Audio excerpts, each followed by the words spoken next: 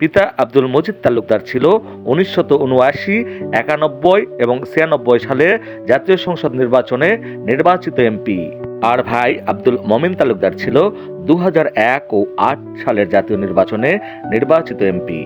এবার 2026 সালের 12 ফেব্রুয়ারি অনুষ্ঠিত ত্রয়োদশ জাতীয় সংসদ নির্বাচনে দুপচাঁচিয়া আদমদিঘি সংসদীয় এলাকা বগুড়া 3 আসনে নির্বাচিত হয়েছেন আব্দুল মহিদ তালুকদার।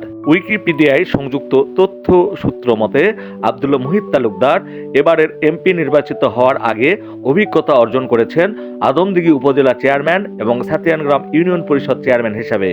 পুরুদস্তর এ রাজনৈতিক পরিবারের সদস্য হিসাবে আব্দুল মহিদ তালুকদার এমপি নির্বাচিত হয়েছেন প্রথমবারের মতো।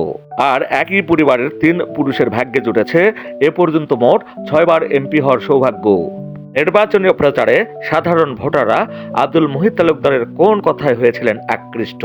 ভোটারদের মতামত এবং তথ্য বিশ্লেষণ বলছে আব্দুল মহিদ তালুকদার বিভিন্ন নির্বাচনী প্রচারে রাজনৈতিক কারণে বিভক্ত সমাজকে এক কাতারে মেলানোর জন্য গুরুত্ব আরোপ করেছিলেন। তাছাড়া তার নির্বাচনী প্রচারণায় উঠে আসে প্রতিহিংসা নয়, ভবিষ্যৎ শান্তি প্রতিষ্ঠায় ছিল অঙ্গীকার। আব্দুল মহিদ তালুকদার বাংলাদেশ জাতীয়তাবাদী দল বিএনপির মনোনীত প্রার্থী হিসাবে ধানের শীষ প্রতীকে বগুড়া 3 আসনে 1,26,674 ভোট পেয়ে বেসরকারিভাবে জাতীয় সংসদ সদস্য নির্বাচিত হয়েছেন।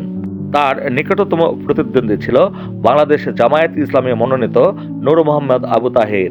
বেসরকারিভাবে প্রাপ্ত ফলাফলে দাঁড়িপাল্লা প্রতীকে তিনি পেয়েছেন 1,09,676 ভোট। সন্ধানের ডেস্ক, দুপচাঁচিয়া, বগুড়া।